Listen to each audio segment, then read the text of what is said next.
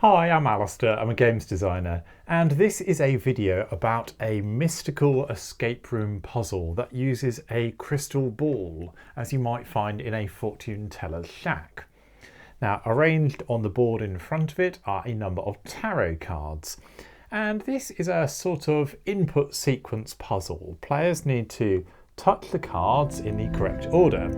When they touch the right card, they'll hear a sound effect, and the crystal ball will illuminate slightly brighter. If they touch an incorrect card, however, they'll get a different sound effect, the crystal ball will fade to dark, and they'll have to enter the sequence again, starting from the beginning. Now, the sequence I've got programmed here at the moment is first the lovers, then it's the sword, and finally it's the tower. But you can make this sequence as long or as complicated as you want.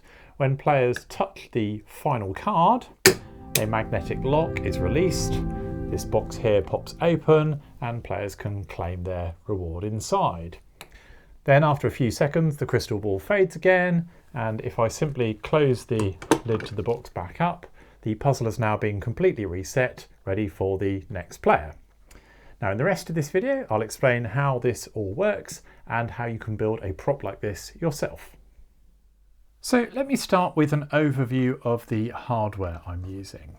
Now this puzzle uses an ESP32 microcontroller, and one of the reasons I chose the ESP32 is that it has built-in support for touch input, and that's how I'm telling which of the tarot cards the players have touched. Notice that I don't have any kind of physical buttons on the board here, I just place my hand on each card.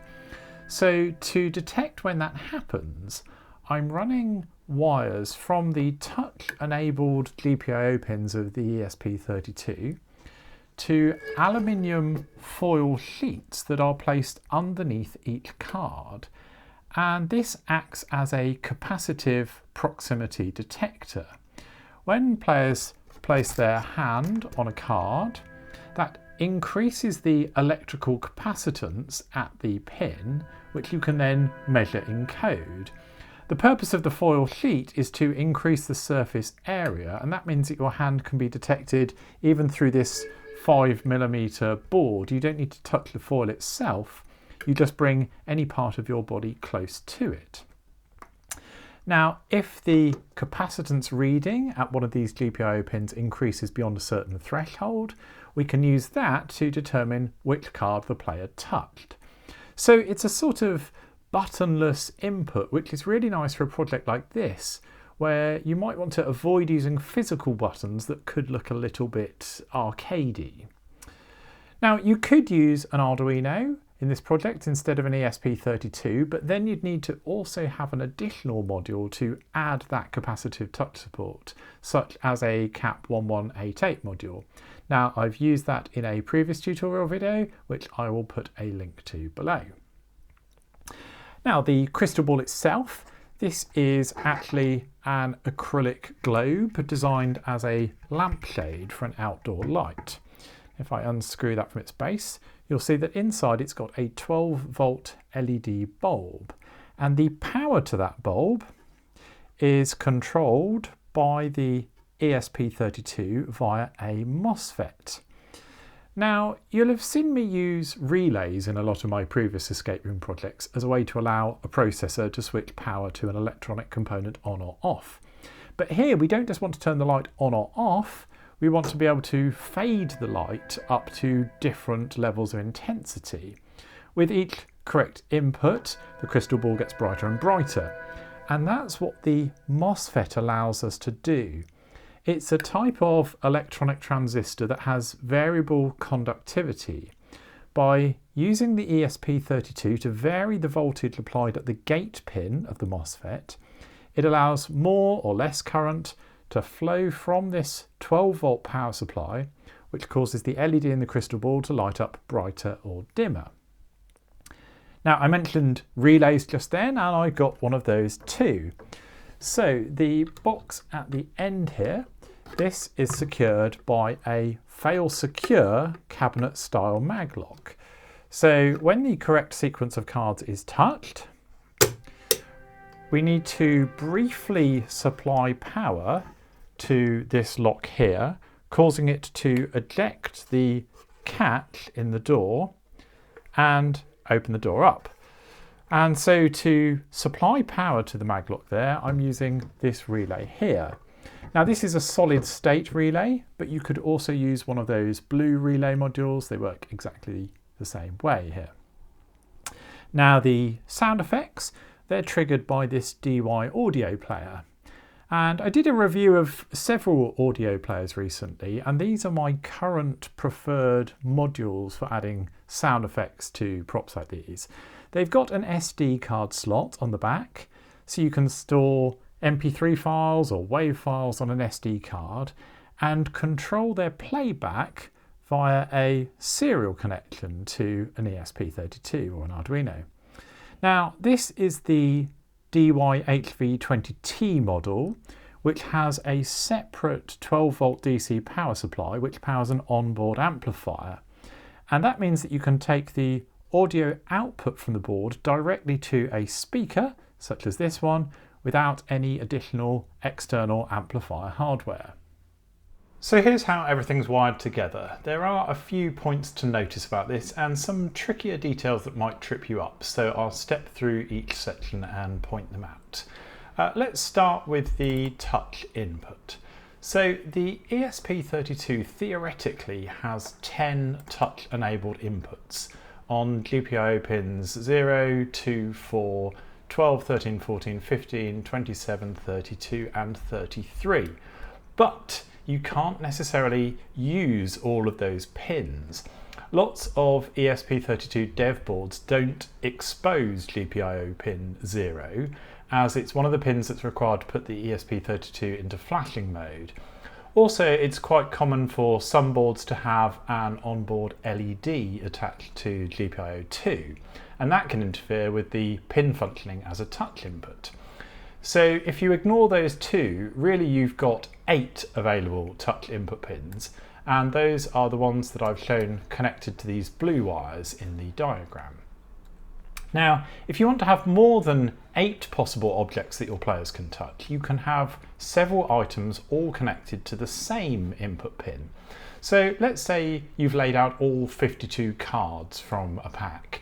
You could have 7 unique cards that players need to touch, connected to 7 of these wires, and all of the remaining incorrect cards are connected to the same last wire.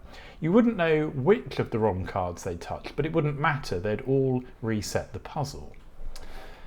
Now here we've got the relay module, and this probably looks pretty familiar to you. It's a 5 volt relay, so we connect 5 volts, ground and a signal wire, which I've connected to GPIO pin 25 of the ESP32. So when we write a high or low signal to that pin, it causes the common terminal of the relay to flip across from the normally closed terminal to the normally open terminal. That closes this circuit and allows current to flow from this 12 volt DC power supply through to the maglock. That ejects the catch and allows the door to open. Now in the video I used a solid state relay instead, which is actually even simpler to wire up. It doesn't have any mechanical parts or relay coil to energize, so it doesn't even need the 5 volt power connection. You just connect a GPIO pin and ground. Now up here, this is the 12 volt LED which is placed inside the crystal ball, and this is the MOSFET which controls it. And you might see some similarities between how this section is wired and how the maglock was wired down here. We've got, again, a 12 volt DC power supply. We've inserted the MOSFET into the circuit so that the positive wire from the supply goes through the light first and then to the middle pin of the MOSFET, which is called the drain. Now the negative terminal of the power supply, that goes to the right hand leg of the MOSFET, which is the pin called the source. And the left hand leg here, this is called the gate pin, and that is connected through to GPIO pin 26 of the ESP32. Now just a slight technicality, I'm using an N-channel MOSFET here, so this goes on the negative side of the light and they share a common ground. If you were to use a P-channel MOSFET instead, it would go on the positive side of the load here, between the power source and the light instead. But those types of MOSFETs are less common, so don't worry too much about that.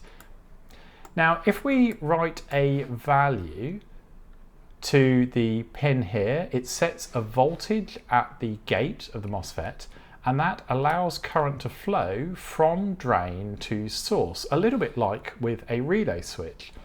The difference is that whereas the relay is either open or closed, here we can adjust the voltage to open the gate gradually and let more or less current through. The pull down resistor here, by the way, is to make sure that the gate is fully closed when we don't write any value to the GPIO pin at all. Now, if you don't fancy working with individual electronic components like MOSFETs and resistors, you can get handy little breakout boards like this one. They often come in Arduino sensor kits, and they give you screw terminals to the legs of a MOSFET, and they also have the onboard pull-down resistors already in place. But you do need to be a bit careful that they come with a suitable MOSFET installed. Now the sort of MOSFET you want is something that's described as a logic level MOSFET, and what that means is that the voltage required to fully open the gate is small enough that it can be generated by a microprocessor. Now Arduinos use 5 volt logic, and ESP32s use 3.3 volt logic. So what that means is when you write a high value to this pin here, that sets it to a value of 5 volts for an Arduino or 3.3 volts here. But some MOSFETs require a much higher voltage, 10 volts or more, to be fully saturated and fully open the gate. And that means you'll never be able to fully open them to let current pass through to the load device.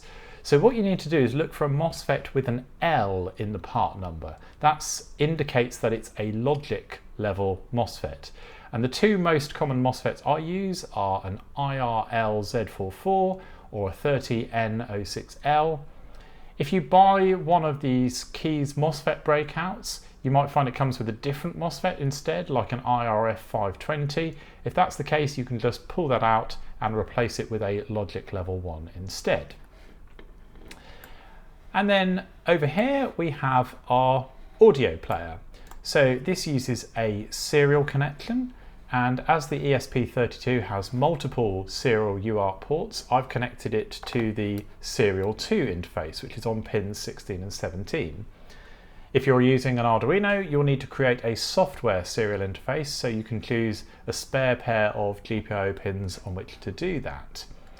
Serial interfaces are always crossover, so we take the transmit pin from the ESP32 and we connect that to the receive pin on the player, and we take the transmit pin from the player and take it back to the receive pin on the ESP32.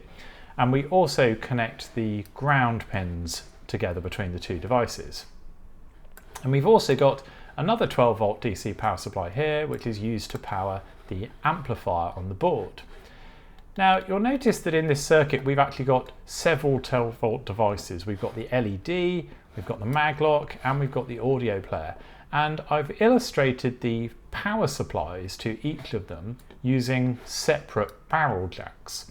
Now you can of course have all these connected together to the same single 12 volt source, so long as it's rated to supply sufficient current. The audio amplifier is 10 watts, the bulb also uses around 10 watts.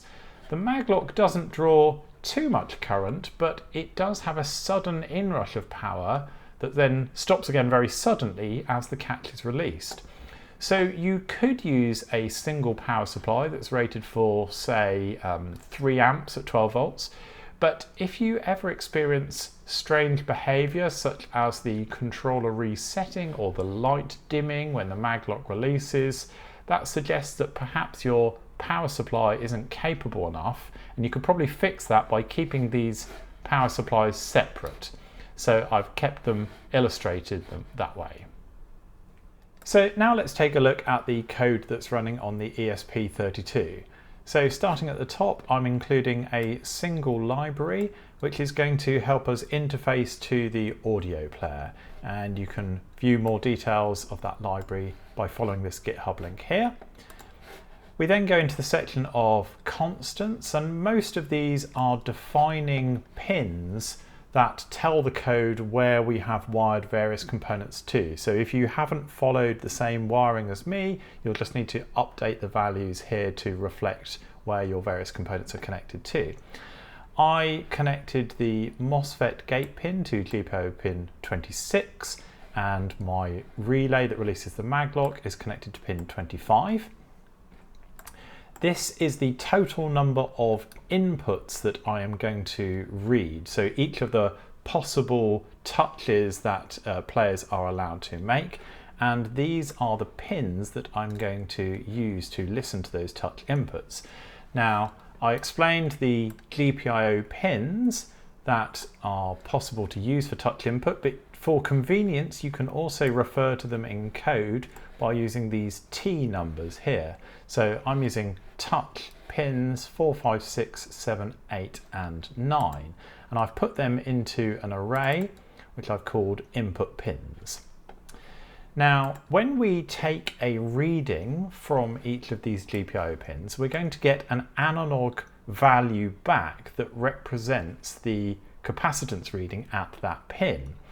And by default, that reading is a value of about 80. So when the input is not being touched, we'll expect a value about that. As a player's hand or any other part of their body comes closer to it, that value will reduce down to just over 0. And what we need to do is to define a threshold value below which we will say that that input has been activated. So I've used a value of 20 here, which I found sort of by trial and error really. That value is going to vary depending on the length of the wire that you have run from the GPIO pin to your cards or whatever other objects you're using to detect. It will vary depending on the area of the foil that you're using or any other object. So any metallic object that you've connected to the wiring that's going to the touch-enabled GPIO pin is going to change that capacitance value. So you'll need to tweak this from your own tests to get a value that works for you. If you set a higher value, it will make it more sensitive. So you might find that players don't even need to rest their hands at all on the object. It can be hovered a few centimeters above it, which you might like, but you also might find that you get false positive readings from doing that. So if you set the value too low, you'll find that it's a little bit less responsive. So you want to get a sort of a sweet spot somewhere in the middle. And for me, that value is 20. Then we have an array of intensities, and these are output intensities. So whereas here we were referring to setting the sensitivity of the input, here we're sort of setting the sensitivity of the output. So these correspond to the voltage which we're going to set at the gate pin of the MOSFET that lights the LED up for each stage of the puzzle. So you might think it starts at value 0. That would turn the LED completely off when it wasn't being used, but actually I quite liked having a very low level glow of the crystal ball. So I've set a value of 120 just when nothing is happening at all. That's the default brightness of the LED, which is very dim brightness.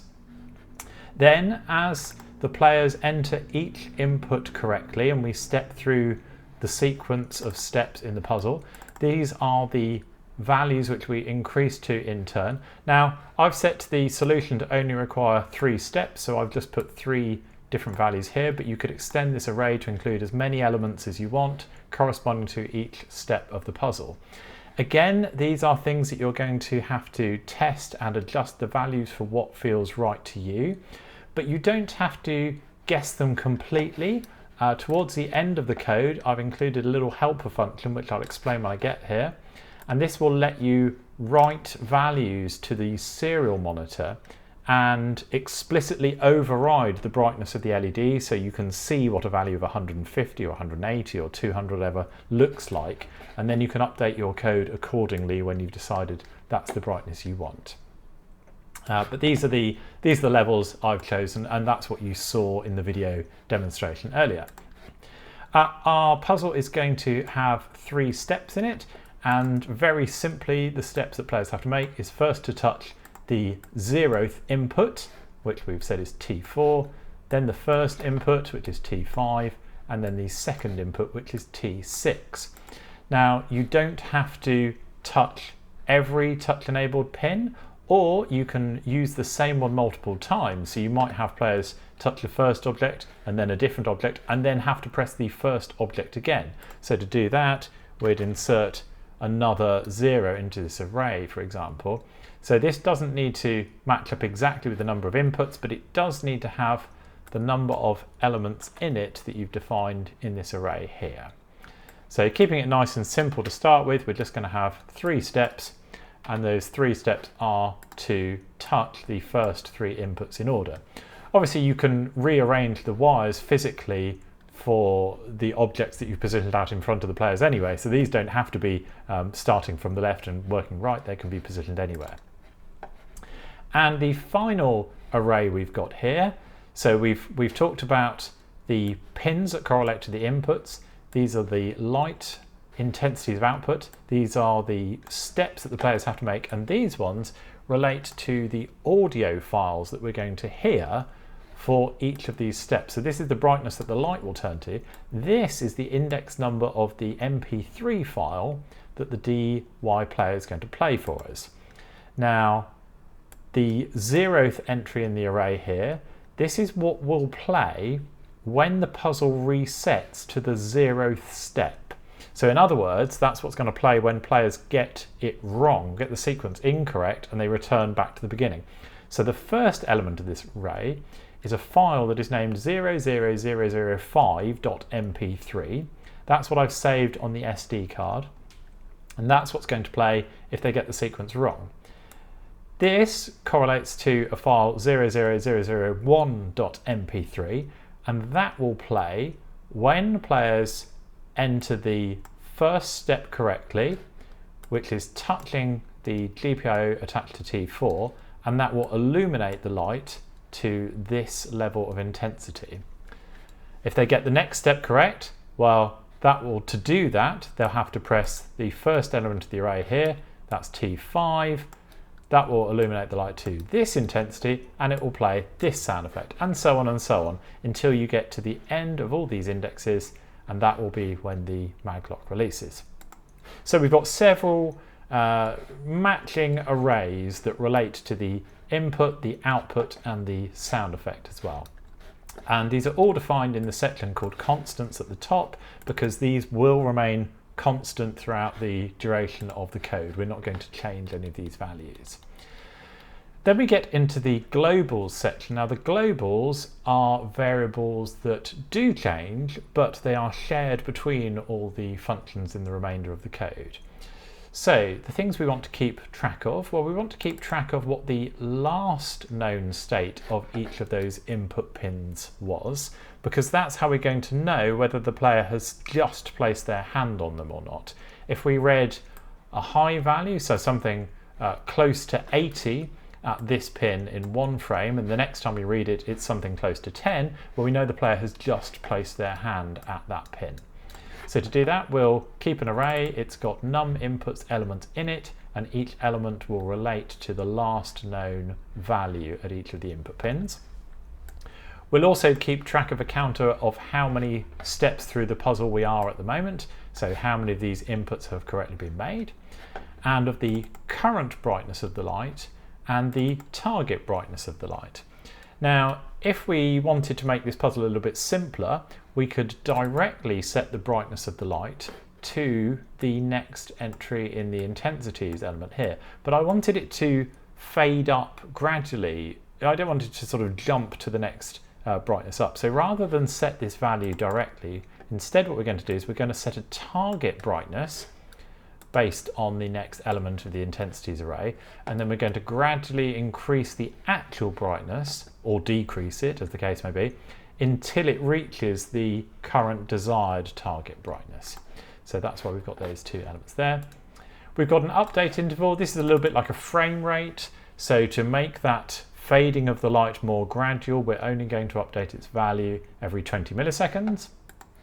And we're also going to initialize an object which we're going to use to refer to our audio player.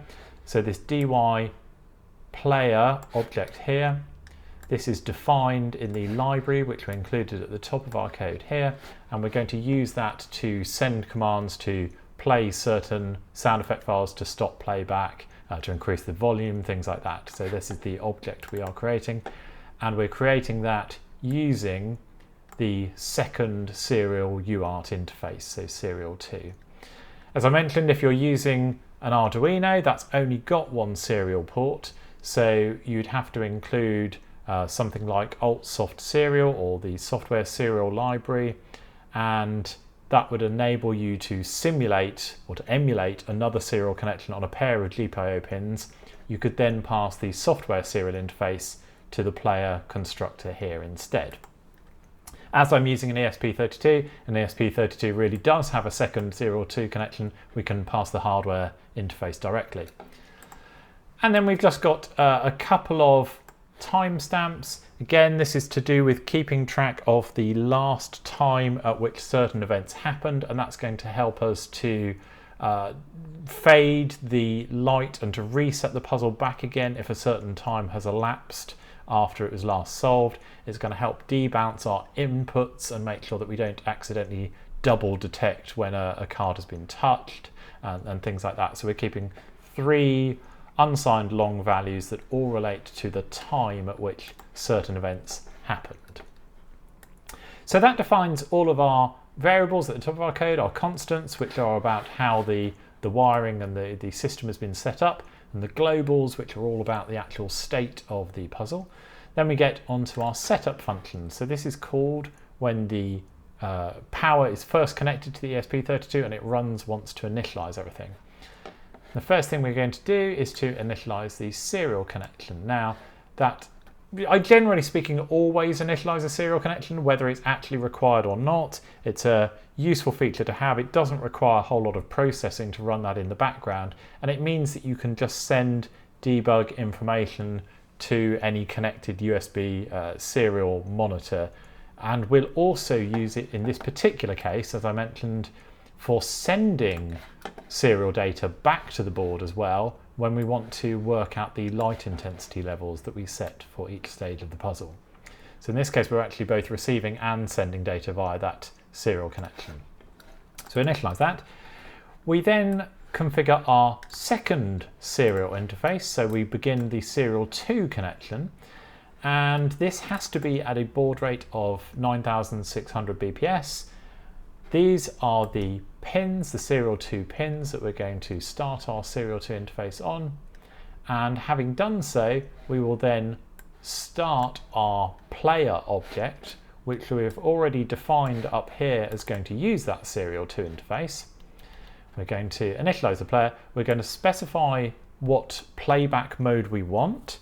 So the DY player is capable of looping playback, so it will repeat a given track, or it will play all of the files in a certain folder and various other playback modes, but the one we want is simply to play a one-off sound effect shot and then to stop playback when it ends. So we'll set the playback mode. I think this is the default value anyway, if I'm honest, but there's no harm setting it there at the beginning, just in case it was in a different mode to start with. You can just override it to make sure you're definitely using the right mode there, and that will prevent random bits of audio playing when you didn't really want them to. We'll set the volume of the player as well.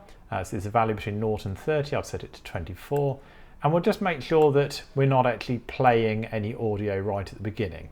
So we'll just call the player to stop playback. Then we configure the GPIO pins we're using. So we defined what pins they were in our constant section at the top. Now we'll actually initialize them. So This is the pin we are using to connect to the relay that's going to control the maglock. That is an output pin, and initially at least its value will be low, so we don't want to write any voltage to that pin. Then we will initialize the light pin, so this is going to the gate pin of the MOSFET that's going to control the light. And what we'll do is just to verify that that has been connected okay, as part of the startup sequence we'll just fade the light value up first of all the way up to 255, and then we'll fade it down again. Now notice that I've got a slight conditional statement here. If we're compiling for ESP32 architecture, which I'm kind of assuming you are throughout this code because there are various sections you'll need to change for Arduino, but this one is a specific function that exists on the ESP32. So generally, when you set that voltage at the gate pin of the MOSFET, you've got two ways you can do that. Using the analog write function, which you might be familiar with already, this is what's called PWM, or pulse width modulation. So this is where you can write an analog value from an Arduino pin between 0 and 5 volts. And the way you do that is by not actually changing the voltage as such. It's always a 5 volt output, but you vary the duty cycle with which that 5 volt output is presented at the pin. So let's say you turn the pin on for a second, and then you turn it off for a second, then you turn it on for a second and off for a second. Over time, if you were to take the average voltage, that would be 2.5 volts, because it is set to 5 volts, but for only a 50% duty cycle, or for half the average time. Now, if you imagine that happening very quickly, so not once a second, but maybe 5,000, 50,000 times a second, what you're doing is you're changing the average voltage, and that's how pulse width modulation works. I mean, you change the duty cycle, so now maybe you put it on for a third of a second, but leave it off for 2/3 of a second, or the other way around. You can get any value between 0 and 5 volts. So this is how analog write works on an Arduino based architecture. On ESP32, you've actually got a piece of hardware which is a digital to analog converter, and that works in a slightly different way. That actually genuinely sets the voltage at a pin to a given value. So rather than achieving 2.5 volts, let's say, by turning 0 and 5 volts on and off very quickly, it actually has 2.5 volts presented at the pin, and it has a different command to do that as well. So if we're using the ESP32, we'll use DAC write, which uses the digital to analog converter hardware on the board.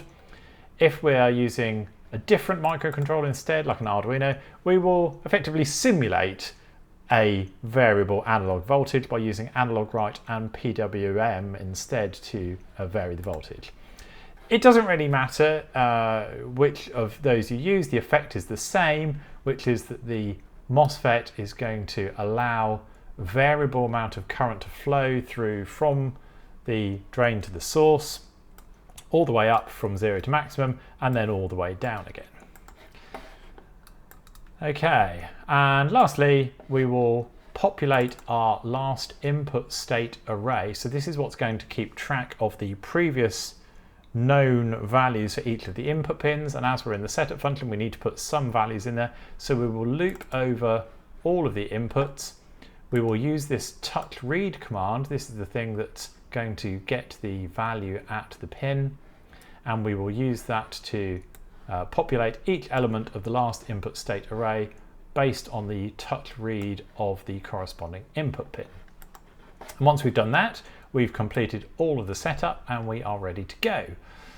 So we enter the loop function, and the loop function is the main program code that simply runs over and over for as long as the power is supplied to the board. And what we do on each iteration through the loop, the first thing we do is we grab what the current timestamp is. So the millis function will tell us in milliseconds how long the code has been running since it first powered up. It starts at 0 and it just counts up. And we'll store that in a value called current millis, which we'll use a couple of times in different functions later on. So we'll just grab it and store it once. It saves us having to keep calling this function each time. And then what we do is we look at the value of the current step and we compare it to the total number of steps that we defined in the sequence. So remember, if we go back to the top up here, current step we initialize at 0 because we're saying, well, we haven't entered any steps correctly in the puzzle yet, whereas num steps was the total number of inputs that the player needs to make in the sequence. So if we have not yet entered all the correct steps, that means that we're currently in the middle of solving the puzzle. So what we'll do is we'll read all the inputs. We'll get the value that we can currently read at the input pin. And then what we need to do is we need to decide which, if any, of the touch inputs are being activated at the moment. So we need to say, well, is the capacitance value that we've just read at the pin, is it less than the threshold we defined at the top of the code to say that yes, this is being touched at the moment? And also, was it not being touched last frame? Because we don't want, when players hold their hand over a given card, we don't want to repeatedly trigger, this card has been touched and again and again and again and again, and think that they're trying to press the same card several times in the sequence. We only want to detect that once, then wait for them to release their hand and press it down again before we take the next input. So it's not sufficient to just test that currently it's less than the threshold. We also want to know that it wasn't below the threshold last frame. That's how we make sure this is a new touch. And also, just as a bit of debouncing, we'll make sure that it's been over half a second since the last time we detected any input. And this is to prevent the situation where you might have, lots of hands reaching in, all pressing buttons at the same time. We're only going to allow one input every half a second. It's a more deliberate slowing down the action. Again, it just prevents false inputs. If all of those conditions are true, that's what the little double ampersand means. This is a logical and, so this has to be true. It is being touched. It wasn't being touched last frame, and also it's been over half a second since any input was made. Well, then what we need to do is we need to test whether the input that is currently being made is the correct input for this step of the puzzle. So if the 0th input is being pressed, let's say, well, was the correct input for this step of the puzzle the 0th input? And this is where we defined up here. So first of all, they want to press this input, then this one, then this one. We will do a little test to say, okay, was it correct? If so, great. We will advance the current step counter onto the next step of the puzzle, and we'll put a little debug output to the serial monitor just to confirm that. If this was not correct, however, we fall into this else statement here. So we get here because something has been, an input was made that hadn't been made before, and it was over half a second, but it was not the input that we wanted players to make. So in that case, we say, well, that was wrong. We'll go back to the beginning by resetting the current step counter to 0. And now we'll have to step through all this again next time, starting from the 0th position in the sequence. We also want to play the sound effect that corresponds to the step of the sequence that we've just reached to. So we use the play specified command that's provided by that player library we included. We look up what the correct index number is for the current step in the audio files array up here. So if we've just reached step 1, we press this. If we just reached step 2, we play this. If we've just reset back to the beginning, however, we play the failure MP3, which was 00005.mp3. And having done that, we then also need to update the target brightness for the LED light. So remember I said we don't directly set the brightness at this stage. We'll do that in a moment. All we do is we set the value that we want the light to end up at based on the current step from the intensities array that we decided at the top. And we'll update the last update time to the current time so that when we next step through this array, we'll be able to tell whether half a second has elapsed since this frame. We'll update the store values, and we'll also just print a little bit of debug information to the screen Again, this is very useful when you're just testing or first setting up this project and you want to be able to set that threshold value to determine have the players press their hand or finger or whatever it is sufficiently across this across the input. You want to know what the readings are from each of the touch inputs, and that's what this serial print command here will do. So that will just output the serial monitor the values that are read at each of the touch inputs. Now we've done all that, so we've advanced our puzzle based on the input, or not necessarily advanced it. We've set the step that we're up to based on the input, which either means we advanced or we went back to the beginning. Now we need to know whether we have actually reached the end of the sequence or not. Well, that happens when the current step that players have reached is equal to the total number of steps in the puzzle. That suggests we've reached the end. When that happens, we'll just put a little serial print command for the sake of it, but more importantly, we will write a high value to the relay pin. This will cause the relay to switch between the common terminal and the normally open terminal. That will energize the maglock to release the catch. And we will also advance the current step once again. And you think, well, hang on a minute, what are we doing here? We've already said that we've reached the total number of steps in the puzzle. Why are we advancing the current step beyond that? Well, because there are a few additional states that the controller still needs to move through even after the puzzle is solved. We know we have to activate the relay, which we've just done here, but we also need to then remember to turn the relay off again. The thing about these fail secure maglocks that I'm using, the cabinet style maglocks, is that you mustn't continuously power them.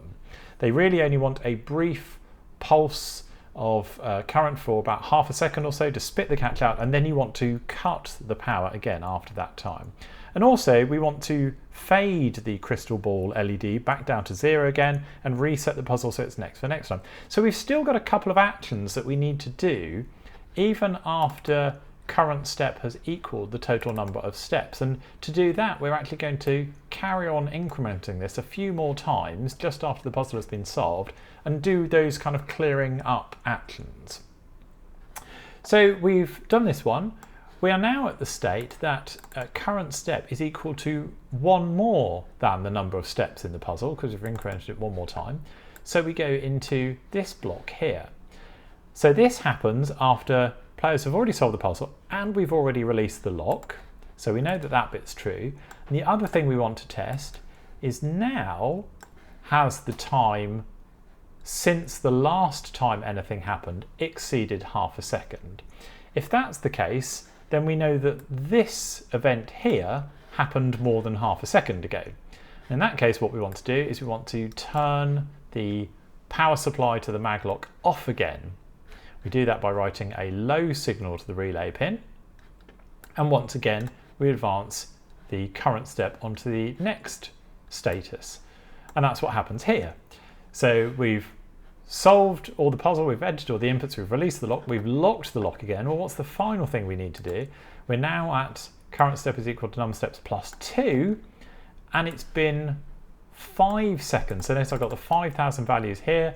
Time, generally speaking, timestamps is always measured in milliseconds, so everything's in 1,000. This is 5 seconds since the lock was relocked.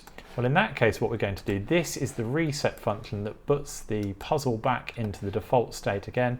So we reset current step to 0, and we also reset the target brightness of the light back to the first value from the intensities array. So this is the reset section. This is the success section. This is the turning off the lock to make sure we don't burn it out. And this is the reset section. And these are all where current step has exceeded number of steps, and here we set it back to 0 again. So this section here, this is about actually making the light fade up or down.